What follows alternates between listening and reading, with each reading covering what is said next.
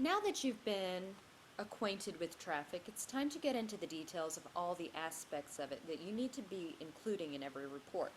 And that would be your POLDACS. This is an acronym just to help you remember all the parts that you need to include. Basically, as long as you use all the information that Total Traffic Network gives you, you should be including POLDACS. But sometimes you have to do a little thinking to make sure you're including it clearly. The problem on lane direction at city and slowdowns. We organize it just so that it can be stated, not by order of priority, and not by order that Total Traffic Network presents it to you. As you can see in these pictures here, in sentence format, Total Traffic Network starts by telling you the city, then the problem, then the lane, if there is one, then the on-street, that is, the direction, the at point, and the slowdowns. And that is all that's included. And you can see in some reports some of those things aren't there. Well, of course you can't say what's not there, but these ones that you can say, every report will have a problem, an on-street, an at-street, at least, and a city.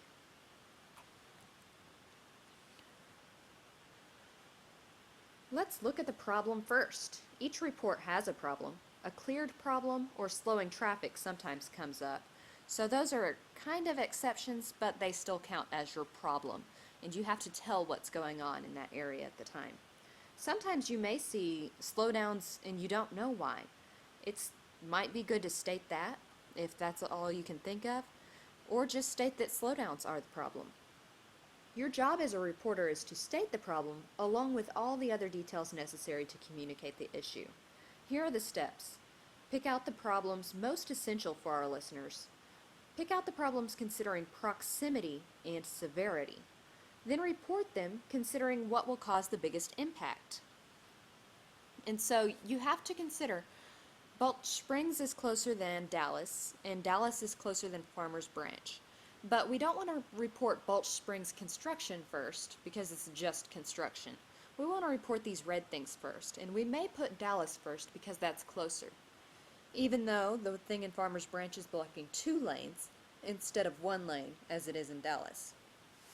But usually, as far as impact and delays, problems from worst to best include highways closed, an accident, a major one having like 3 lanes in multi-vehicles, or involving a pedestrian, to a minor 1-lane accident, or an overturned 18-wheeler. It could be blocking multiple lanes, or one, a disabled vehicle blocking a lane, or more, guardrail repair, cleared incidents, that would be accidents or stalled vehicles that are no longer there, but still have slowdowns. Sometimes they have major backups, they'll be red or black, and sometimes they have minor backups, in which they won't be as important. Construction then comes kind of close to the end. Short term is usually green. It could be orange sometimes. And long term has notes on scheduled until this date. Usually people know about those. So if you have other problems to report, I would skip out on those. Mostly easy to identify, the on-street is the first street mentioned in the report, generally right next to the word on. You can see that happening in the sentence format here. On Total Traffic Network under description, it's the first street listed. So even if you just read across like this, it's the first street you will come to. An issue usually comes up in Total Traffic Network, which my students have been really good at catching and asking about. Sometimes the wording will look like this: closed on Highway 151 at Northridge Boulevard. Do you recognize the issue here? What's closed? Usually you'd be told about a lane or a ramp that's closed, but if it says nothing, you have to take it that the highway is closed, the whole road, and you have to word it so it's clear to the listeners what's going on. So yes, it's on Highway 151 that the road is closed, but it's actually Highway 151 that is closed, so you wouldn't use the word on in that case. So there are some exceptions to using the word on. And it's your job as a journalist to communicate the message clearly and find those situations. And the lane is another factor that's easy to identify. If it says right lane, it's right lane. If it says right 2 lanes, it's right 2 lanes. Same with the left lanes. If it says shoulder, that's the location that would fall under this category, but it's not really a lane. People don't drive on shoulders unless they're pulling over for some reason. So wrecks don't happen on shoulders. Here's our shoulder. This means you should never say an accident occurred on the right shoulder. Even though it would be okay if it had been a right or left lane accident to say the accident occurred there. Accidents occur on the lanes in the street, and then they're moved to the shoulder if they aren't cleaned up immediately. That way they disrupt less traffic. So any accident on the shoulder, you can probably bet it happened in the lane. Entrance ramps can also be categorized under lanes. Exit ramps as well, and these are part of the highway. The HOV lane is another, and it is pronounced HOV. It's not the HOV lane or the HOV lane. Highly occupied vehicle is what it stands for. There are times you won't see a lane. Side street reports often don't have lanes. They just say there's a wreck on this street at this street. That's okay, but if a lane is listed, you need to include it because it's helpful for our listeners to know. The other time you'll see a wreck somewhere that's kind of a lane is when it's on a ramp from one street to another. Looking at the directions are usually abbreviated. Beside highways, usually the on-street, you'll see NB, WB, EB, or SB. Of course, those stand for bound, westbound, eastbound, and southbound. Though Total Traffic Network shows the highway name before the direction, we've had listener complaints about grammar, saying it's station policy to say the direction, then the on. So this would be westbound I-20, westbound 30, both East and West Continental Avenue, northbound Tollway. So you easily just shove that and stick it right before the street name. In front of side streets, you'll see an N, E, or W. Probably guess what those stand for. Northeast, South, and West. You'll lose points for saying S First Street or N Campbell Avenue. Those are not initials. Their directions. It's important to mention the direction because usually traffic on one side of the highway doesn't affect another. You can see in this picture we have slowdowns over here. Over here, traffic is pretty free. So on the northbound side of 635, they should be concerned about delays.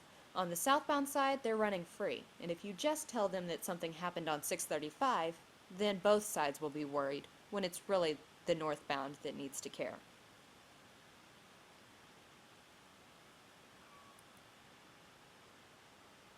The at street is probably the most confusing part of the report, and I don't mean to say this to scare you. Refer to the picture.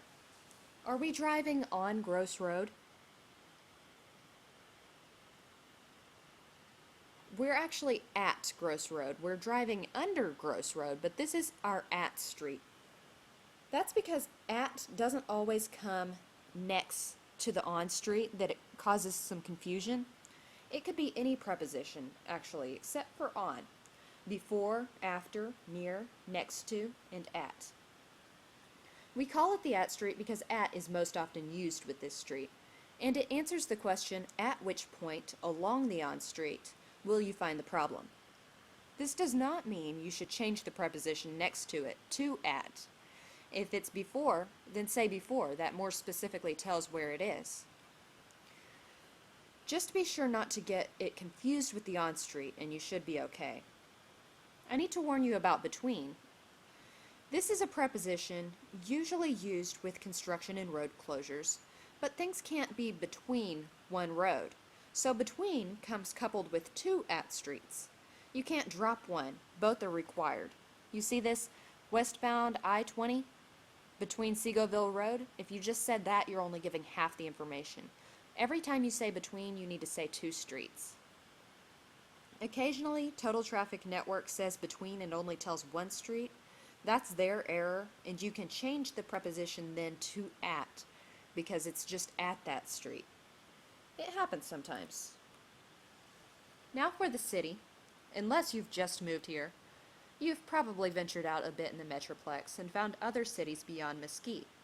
Because we're Mesquite ISD's radio station, we're the only one that favors Mesquite, and we owe it to our listeners to tell Mesquite first, where other stations may be overlooking Mesquite issues and not mentioning them at all. Keeping our Mesquite listenership in mind, we should also consider the cities nearest to Mesquite: Balch Springs, Garland, Forney, Rowlett, Rockwall, and South Dallas. Give those a bit more interest when you're picking your reports. The city is easy to identify in the first column, and I'd say it's hard to confuse. Just know your pronunciations. And don't be repetitive with it. Part of a journalist's job is to be concise. What I mean is lots of reports are in Dallas, so we don't want your report to sound like this: in Dallas, in Dallas, and in Dallas. How much of a thinker do you think that makes you out to be? You didn't even notice that you were reporting on the same city. In Dallas, and finally in Dallas is not much better. You could group them and say, we have a couple of problems in Dallas, one on here, the other on here. Or you could just make a habit of only saying the city when you change from one city to the next. People can assume each new report is in the same city, unless you state otherwise. One last thing, don't report Fort Worth. It's out of our area and a waste of time for our listeners. Now we get to the last of POLDACS, slowdowns. Slowdowns are often the last part of a Total Traffic Network issue report, but sometimes extra details would be tacked on after them. Like in this report right here. HOV and left lane blocked? That's not telling you about the slowdowns. That's telling you about where the accident is. Slowdowns usually come up as stop-and-go traffic to Big Town Boulevard. This does not mean you'll have stop-and-go traffic on your way to Big Town Boulevard. It means stop-and-go traffic stretches from the point of the problem to Big Town Boulevard. You could also reverse the wording and say stop-and-go traffic from Big Town Boulevard. That means from where you see it at Big Town Boulevard up to the point of the wreck, you'll have slowdowns. It's important for you to know what these things mean because, as you can see, stop-and-go traffic to is not a complete sentence. Traffic is backing up to, you'll experience delays from, you'll notice slowdowns around, residual effects are felt to, it's caused traffic to be slow from the point of the problem to. All of these are complete sentences because they have a verb. Stop-and-go traffic, these become part of a phrase and aren't your verb. Every sentence needs a verb. Is, am, is, are, was, were usually helps in these cases. And so when it comes to you talking about stop-and-go traffic, you'll have to make it into a complete sentence.